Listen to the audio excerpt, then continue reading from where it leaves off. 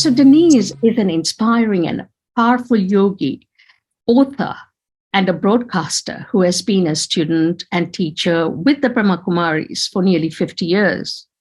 What I find really special about Denise is her clarity of thought, her powerful intellect, and the ability to go into the depth of every point of knowledge.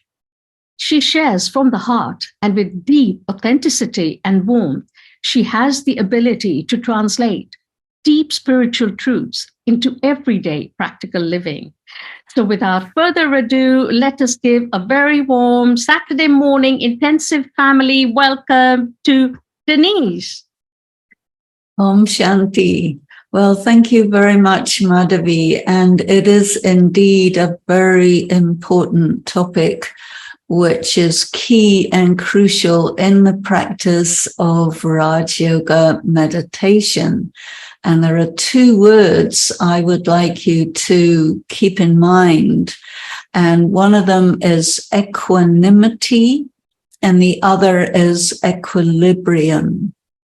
So equanimity refers to internal balance in terms of your feelings, your emotions, and a very important thing to be aware about is the pairs of opposites. And this is something that comes up in the second chapter of the Gita.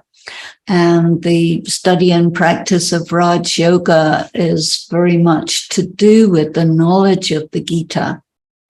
So we hear about the importance of maintaining equanimity in the face of the pairs of opposites. So the pairs of opposites are fame and defamation. Sometimes people will be very nice about you, very nice to you. You'll get very nice feedback. They will honor you and love you and respect you. But the tables turn every so often, and the very same people will disregard you, ignore you, say bad things about you, cut you off, cut you out. And this is one of the pairs of opposites that really causes a lot of disturbance to people. And it is a test. And this is a spiritual university. And so there are tests all the time, every so often. And so the key to passing the test is equanimity. And how do you prepare yourself for such a test?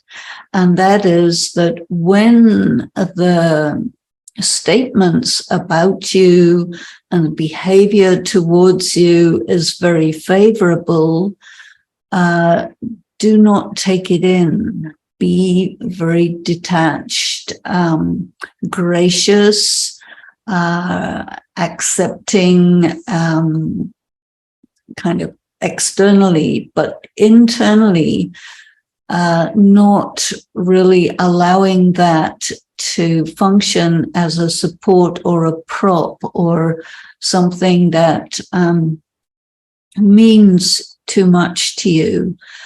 Because if you do that, then when the time comes and the tables turn against you, and people are unfavorable and they don't care about you and they're not interested in you and so on, then because you haven't taken in the positive as a good support for yourself, then when the negative comes along, the other face of that pair of opposites, it will not disturb you that much because you haven't set it up in such a way that it can disturb you.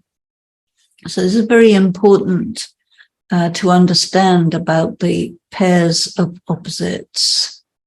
Another of the pairs of opposites is heat and cold. So when the weather is very nice, circumstances are very nice, you like it and you enjoy it, you take it in, and you can easily become so accustomed to it that you depend on it. But then all of a sudden comes the opposite of that, the cold, the harsh weather, the inclement circumstances, and then you can't handle it. So again, this is a test. And again, when circumstances are very comfortable and very good, do not allow yourself to assume that it will always be like that, and that don't allow yourself to get so used to it that you depend on it, because time will come when it's not like that. All your comforts will be gone, and your ease of living will be gone, and it will be more difficult living, harsh weather, cold weather, not so good circumstances. And if you have, in the same way as with fame and defamation, if you have allowed it to become a prop, a support, then when it's not there anymore, it really disturbs you. But if you have practiced to remain detached and independent of those comforts, then when they're not there, you're okay. You don't mind. And one of the things that I've always done in my life is to be very aware of the importance of these tests of the pairs of opposites, and to practice in advance, so that obviously there are times when everyone thinks that you're the most wonderful, marvelous, fantastic, greatest thing that ever hit the earth. And yet, no matter what, it is the nature of things that the tables turn, and you are not the flavor of the month anymore. And it really should not disturb you, but for that you have to practice.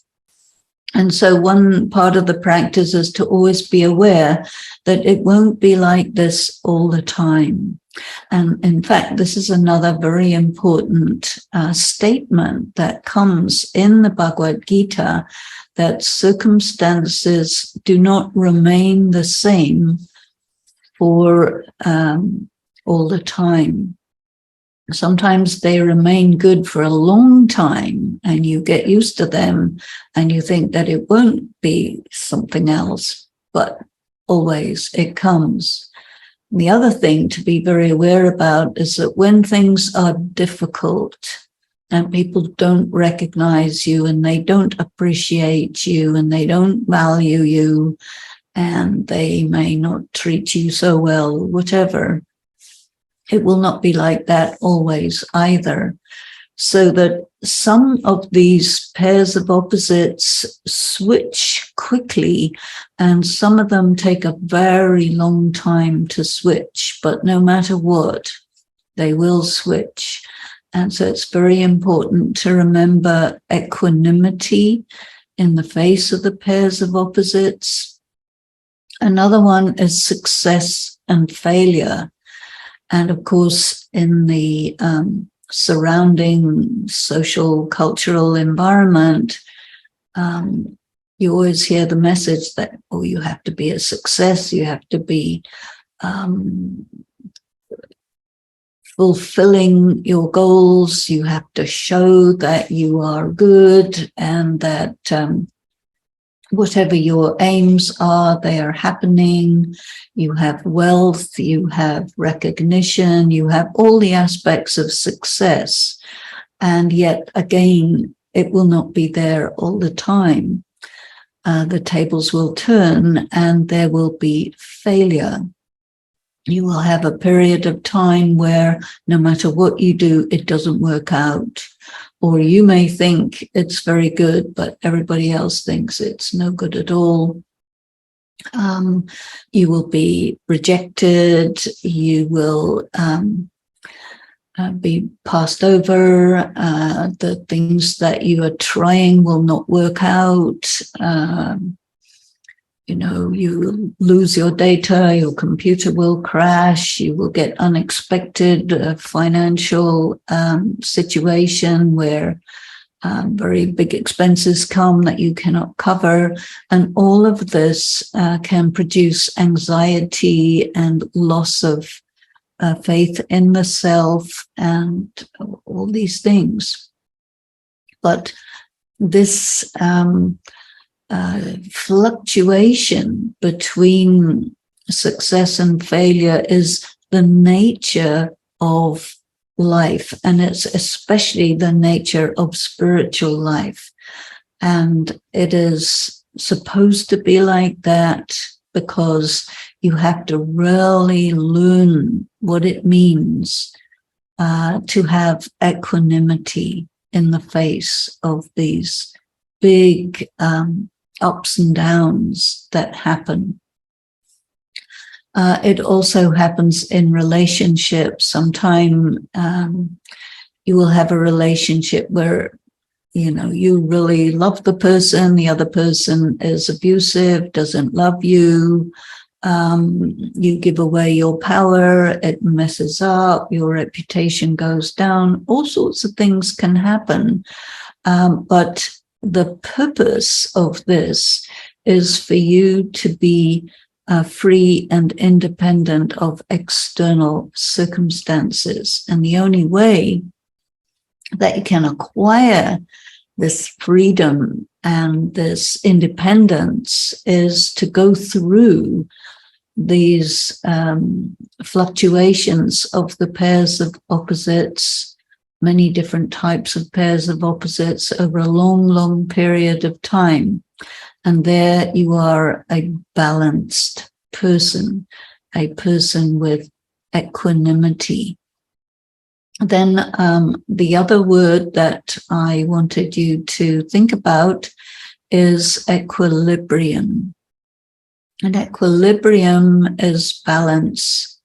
Equanimity is also balance, but it's about your feelings.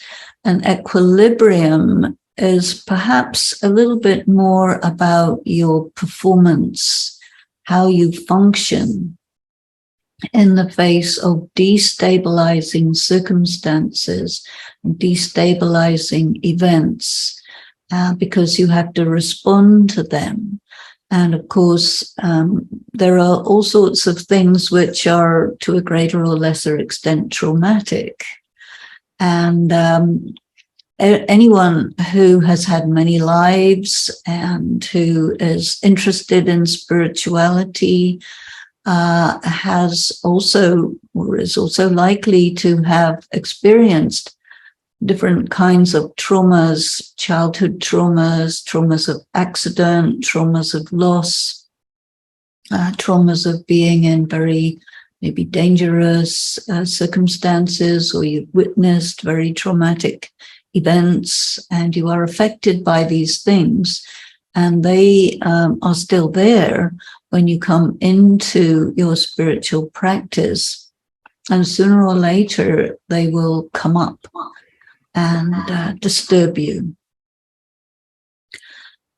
Also, you will experience destabilizing circumstances while you are in your spiritual practice. And these destabilizing circumstances are there to give you the opportunity to practice setting yourself and keeping yourself in balance as you respond to those circumstances as they come up. And this requires a certain amount of agility. It may be that your personality has got rigid elements in it. Quite a lot of people are perfectionist. And if you are a perfectionist, it's very good in some ways, but it's very troublesome in other ways, because you will bump up against people You will come into conflict. People will not like the pressure that you put on them, and they will react. And so this equilibrium also helps us to acquire flexibility, because all of us are in a variety of contexts. On the one hand, we have the context of the other fellow students in the spiritual practice, and we interact with the other Raj yogis to study, to have social events, to do spiritual service. Many different kinds of interaction takes place. And there are also many karmic accounts which come up for settlement in that context. People who have had many lives, they have a lot of karmic accounts. And so you will find all sorts of things arising in the context of the spiritual practice, because you're with other people that you have maybe had many lives with, and you have no idea what was going on in other lives. You only know about this one.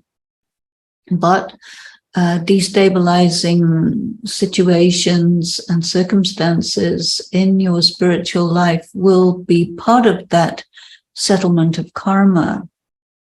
And so there you have to be agile to use the powers of yoga that we have been given, especially the power to discern or discriminate, because you need to be able to figure out what's going on. And if something strange is happening, you need to figure out, is this a karmic account? Is this a test? Is there something wrong with me? Is there something wrong with the other person? What is the lesson here that I need to learn?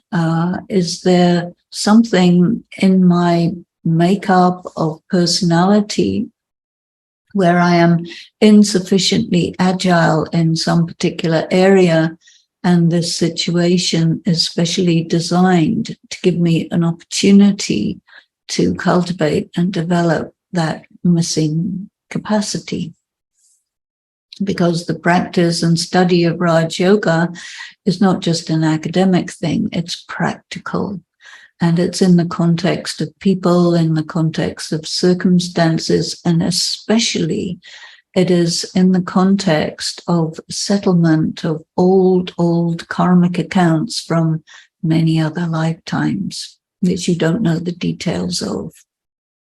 So to be good in equilibrium and to be able to respond appropriately, accurately, meaningfully, and not take things personally, not hold any grudges, but understand there's a game going on, and to enjoy the game. The game may contain all sorts of things like jealousy. You may say to yourself, oh, I need to be very competent in this and in that and in the other, and you may become very competent, but that may create jealousy in another person who will act out their jealousy by being harmful to you. So if you find somebody being harmful, then you have to discern that there's some jealousy going on, and you need to be very careful to not be showing off your skills and competency. You need to be very sensitive to the sensitivities of others. Be discreet about who you are and what you are, because everyone is different and everyone is very sensitive. You are also very sensitive. There are assumptions that people have, false assumptions. People assume everybody has the same understanding of what is right conduct. They don't.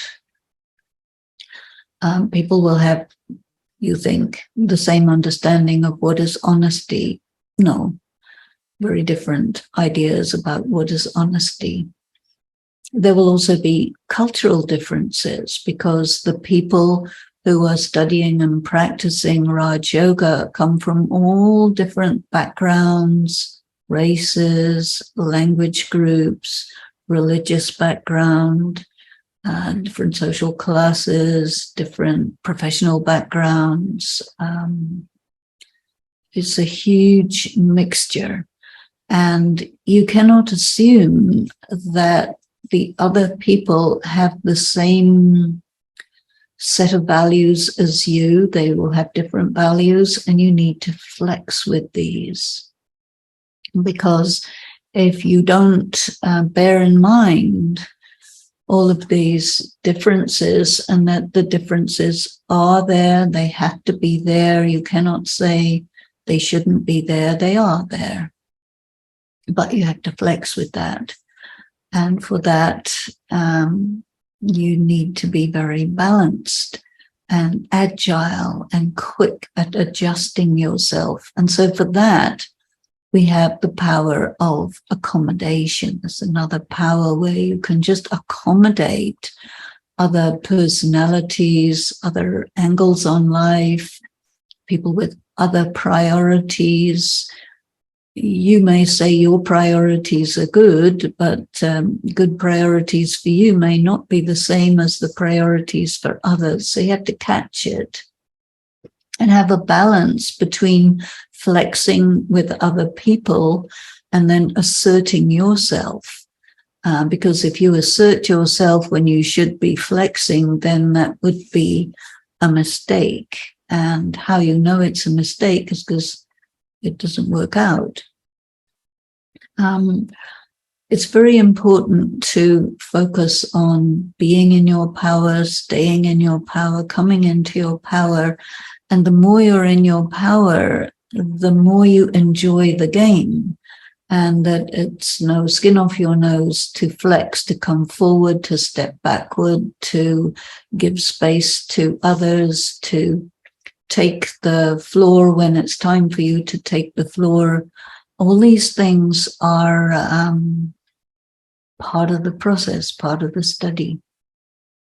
So one of the things I wanted to also look at is other kinds of balance that we have been taught in Raj Yoga. And one is the balance of Gyan and yoga. Then there is a balance of yoga and service. A lot of people get this wrong. So it's an important subject. The balance of Gyan and yoga, what happens normally is the weight of yoga is light and Gyan is heavy because, very simple, it's very easy to understand the knowledge. It doesn't take yoga to understand the knowledge and to communicate the knowledge. And so someone who understands the knowledge well will be very keen and enthusiastic to talk about it, to communicate it to others, to write it, describe it, and work with it in many ways. But when you get very into the knowledge, it can tip the balance, and then there is less yoga. And yoga is much more subtle than knowledge. It's deep and it's invisible. And therefore, in order to have a balance of Gyan and yoga, generally speaking, you need to pay a lot more attention on yoga. There are many cases also where people just spend all their time just meditating and they go into their shell and they don't come out. And then in that case, the other situation would be there that you can't just hide behind yoga. You have to come out as well. There has to be a balance. But in general, it is the yoga that is light, because yoga is a fire which has to be kindled and sustained and taken care of. And if the fire, the heat of the fire goes down or becomes a little cool, then all of your negative characteristics will come bursting out and kind of mess things up for you. And it may be visible negativities, or it may be deep internal negativities. But if there is a balance of yoga, then the fire of yoga keeps the negativity under your control, because once you start yoga, you start invoking deeply buried negative characteristics or sanskaras or feelings or inner disturbances, and you're calling them to come to the surface. And a lot of people don't really understand this about yoga. But yoga is specifically for the purpose of causing the hidden, deeply buried negative impurities or contaminations of the soul to come to the surface. And if you don't keep up the level of yoga, then they'll come bursting out and they won't be managed, they won't be handled. So the Gyan will get you going, but the yoga is so important to manage what gets brought to the surface by engaging in the spiritual practice. Because as soon as you start this, it will come up.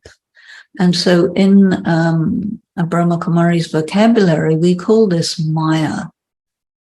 And usually people think of Maya as the five vices or illusion or materialism. There's lots of different words, but a lot of people just don't realize that when you do yoga, it will cause you to burn your negative karma.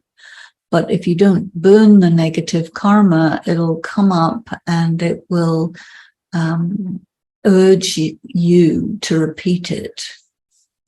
So sometimes when people haven't quite understood about yoga and they think that yoga means, nicey, sugar and spicy, you will be, loving and peaceful and powerful and all of that. That's a very superficial understanding of yoga, because yoga is a special instrument to pull the negative karma out from the soul, which means where the negativity lies is deeply buried inside the soul. It may come from many lives ago. So you're drawing it out as much as you do yoga. So sometimes people have the experience, they say, okay, I'm going to do lots of yoga. I'm going to have a yoga bhakti. I'm going to have a whole week of yoga or a month of yoga or 108 days of yoga, whatever. And you do it very intensively, but you're not able to handle what happens when you do that. Because if you do a lot of yoga, you pull out a lot of negativity and it can overwhelm you. And so you need to make sure that there is a balance between the attention you give to yoga and then handling the negativity that gets pulled up as you do the yoga. Because if you don't understand this process, then you will think that the negativity that you're experiencing has nothing to do with the yoga that you're doing. but it has everything to do with it. Then sometimes people get it and they say, oh, I don't want all this negativity. I'm going to do less yoga because the negativity is too much for me. And then you do less yoga, but no matter what, the negativity will get you one way or the other. And you find yourself in a situation where you get trapped or do something regrettable, something like this. So it's a very subtle thing. It's a very invisible thing, but it's very important to be aware that you have to really create an intensity of yoga that is correct.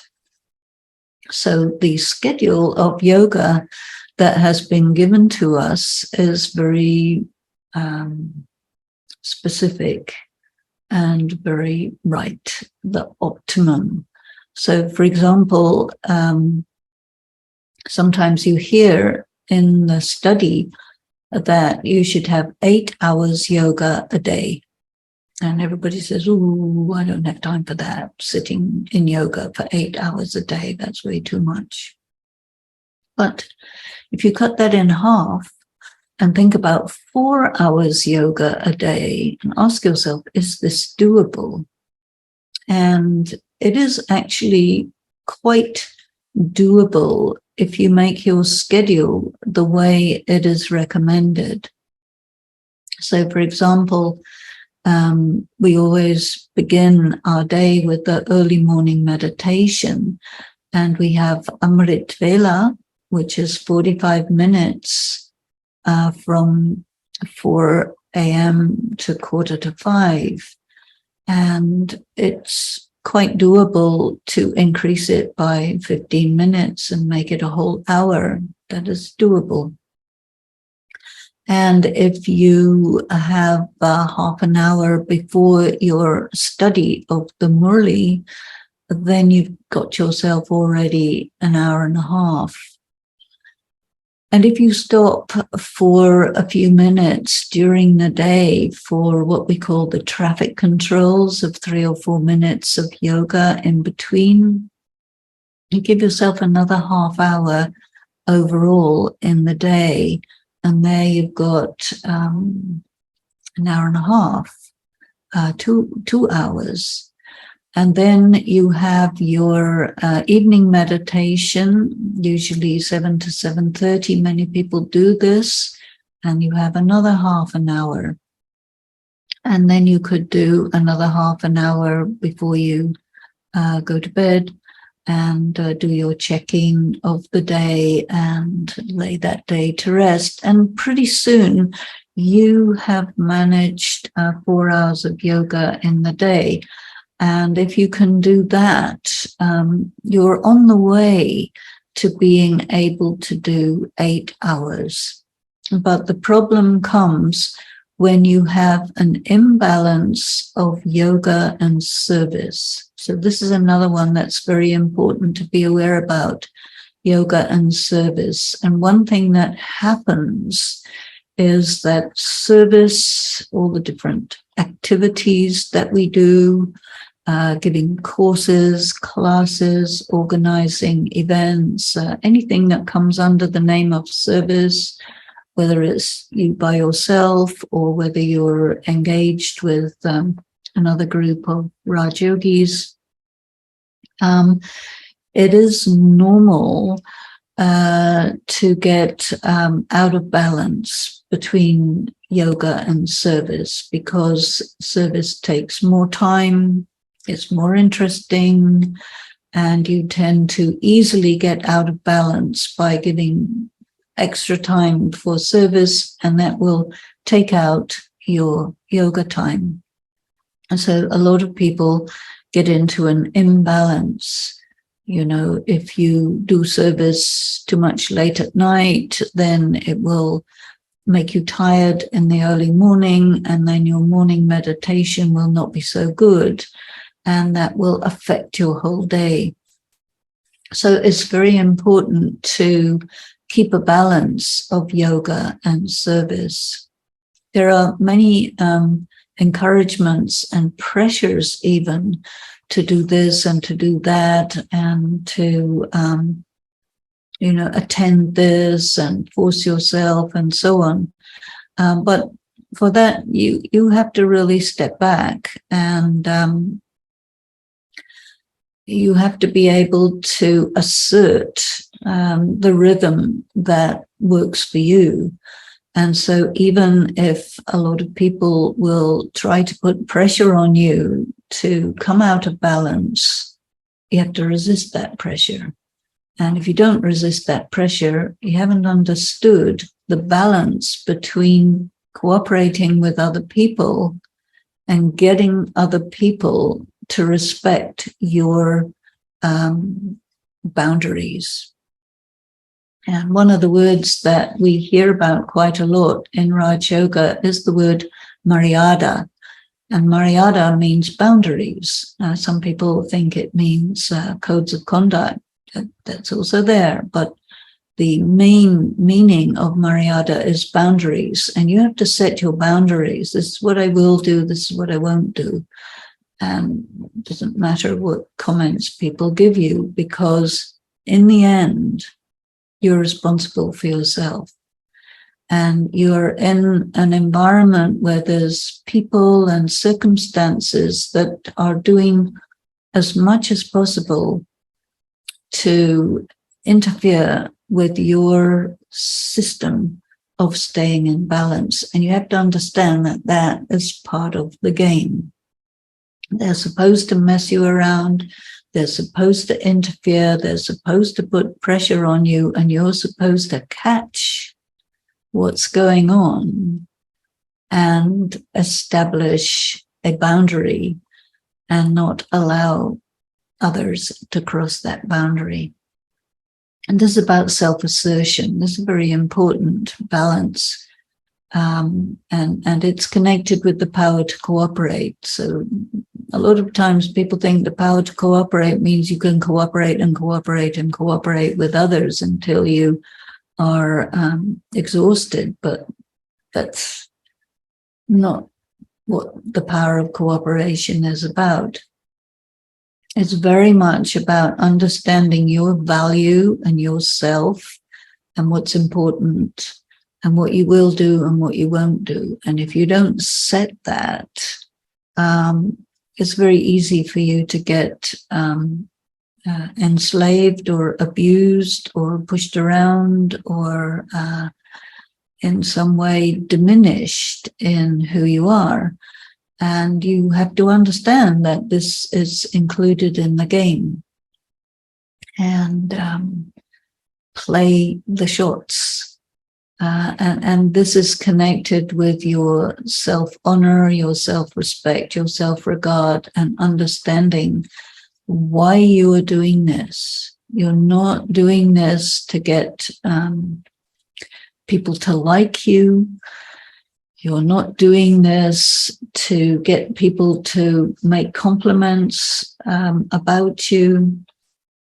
Why you are doing this is to develop yourself spiritually in the context of adverse circumstances. And so there's a big whole package here. And initially, you will see a little bit of the package and you will make assumptions about it until something goes wrong, which opens up your eyes and you realize, no, that's not the package. The package is something else. It's a long process, a lifelong process to really understand what this package is, the package of life, where your focus and purpose of life is your own spiritual development. And it's in the context of all sorts of things which are helpful and unhelpful. People will appreciate or not appreciate. There's all those pairs of opposites constantly around you, pulling and pushing, and you are navigating your way through. But don't lose sight of your goal. and your goal is a perfectly balanced person. And for that, we have the very interesting symbol of Vishnu.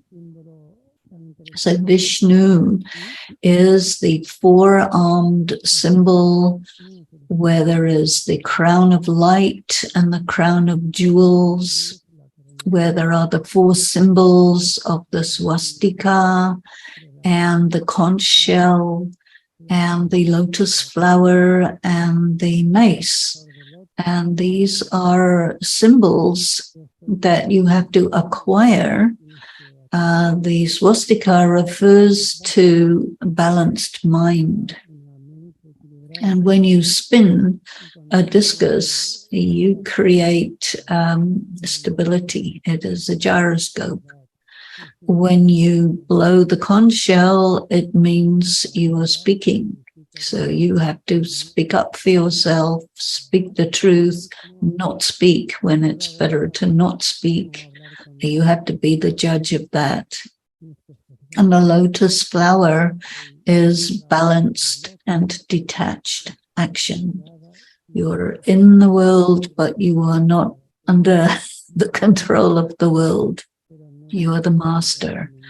And the mace is the symbol of asserting yourself, saying no, saying stop, saying I will not. And all of these things are there. And Vishnu is also the symbol of the balance of masculine and feminine. And of course, depending on which type of body you currently occupy, you may consider yourself a male or a female, but that is out of balance. And in this day and age, we have tremendous polarity, especially the polarity, the antagonism that's going on between males and females in this world. There are many polarities, and we have to acquire balance in the midst of those. The main one is the polarity of male and female. So a balanced person is androgynous, which means that your masculine and feminine attributes are in balance, and you cannot be moved away from that position of balance by circumstances that try to reflect that you are feminine or masculine, and you are saying, I am androgynous, I am both.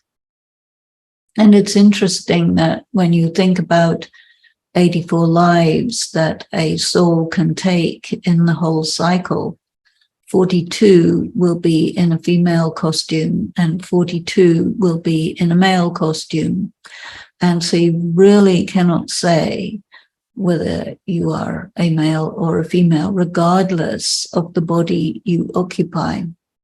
The most difficult of balances is the balance of masculine and feminine, male and female, because of what we call body consciousness. So body consciousness is your body consciousness that you think I am male or female, but more than that, from birth or from before your birth, you have been conditioned to think of yourself as either male or female. And you've been educated and you've been pushed in directions which, if you're in a male body, it will suppress and make you feel bad about any feminine attributes. If you're in a female body, it will suppress and make you feel bad about any masculine attributes, so that there is a social body consciousness that projects itself onto you and that forces the world into these polarities. It's the same for the question of race, the different gender orientations, political orientations, all the different differences that are visible are made stronger and made rigid by the conventional morality. And this is supported in the legal system, in the religious system, in the education system, all the different social systems, marriage, home, all of that will polarize people as much as possible. And as a Raj Yogi, you have to maintain your balance and your independence from all of these things from the beginning when you start the practice, which is a lifetime practice. It takes your whole life to do this. And we're definitely encouraged not to give it up. It's not like you go to a university and you do a 3-year course or a 4-year course or a 7-year course, and that's it. No, this is a lifetime because it's about life. And there are different stages of life. And life, the purpose of life is to understand yourself, to find yourself, to see yourself in the midst of all the different contexts that there are and arrive at yourself. So the destination is you really know who you are and what you are, and that you are in harmony with the big game of life, which is a magnificent dance. It's a theater, it's a game, it's so many things. And here you are in it, the actor and the being. And the more you give attention to the different forms of balance, the more you experience success in this process of self-discovery and self-assertion, self-honor. And there is this word parivartan, which is generally translated as transformation. And you know how people use the metaphor of the caterpillar to butterfly. But parivartan has this wonderful meaning that you are returning to your original condition. So you're not trying to become something that you're not, no.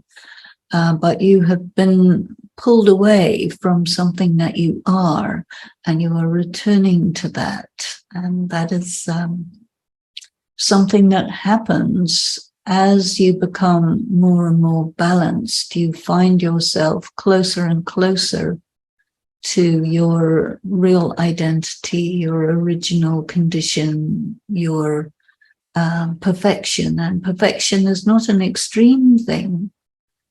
Perfection is a matter of balance. And there are many, many elements to balance. So one thing that I would say is we also need to, in this quest for balance, look at your daily schedule, because the daily schedule that we have been given is a really good one.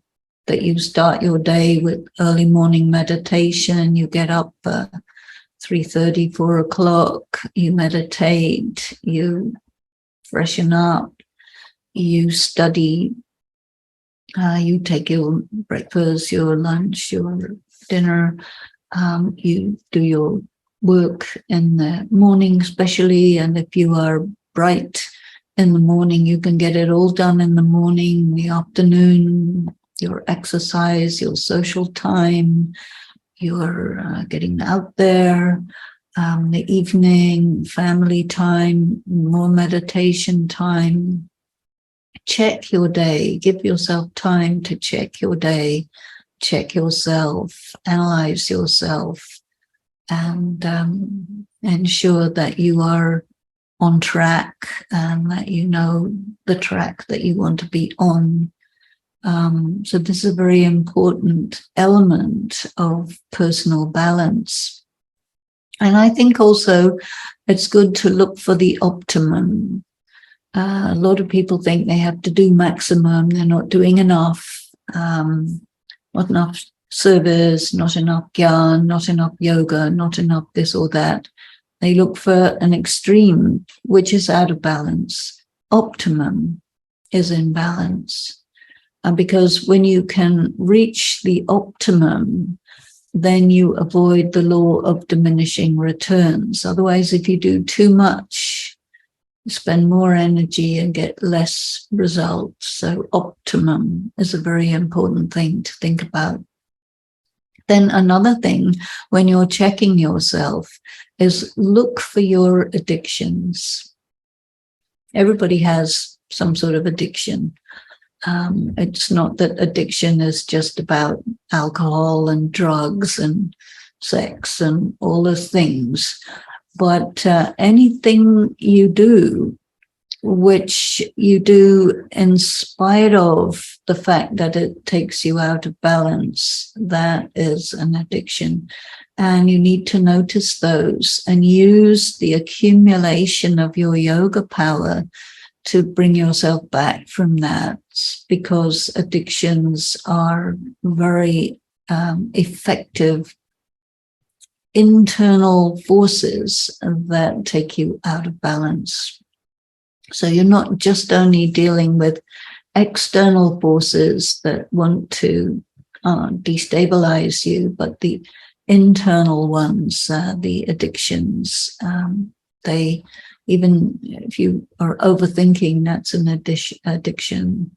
And if you're doing too much, that's an addiction. If you're doing not enough, that's a kind of addiction. Why are you going out of balance? And this kind of deep checking is very healthy and allows you to assert yourself in your inner world as well as in the outer world. So I think that I will stop there and hand it over back to Madhavi. Thank you very much, and Om Shanti. You know, honestly, Denise, it's been so really powerful for me, even because you've reminded me of a little, pairs that I that weren't aware in the front of my mind, and so I've got a lot of food for thought there, and really appreciate it. And now I'm going to request Sister Denise to lead us through the final short meditation, and we will all join her in that. Over to you, Denise. Thank you. Om Shanti. So take a moment to become quiet. Let go of everything and just be with the self inside.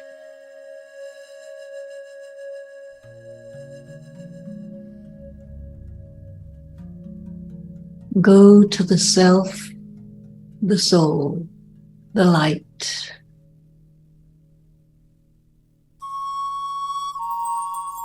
I am not this body.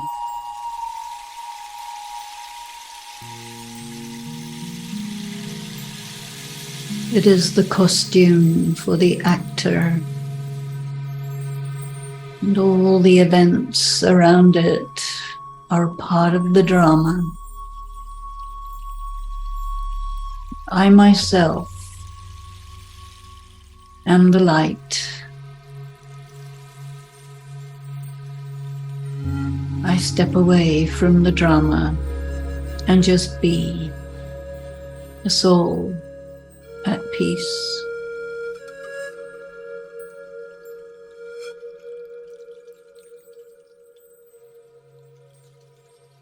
A time will come when I will leave this world and return back to the world of light.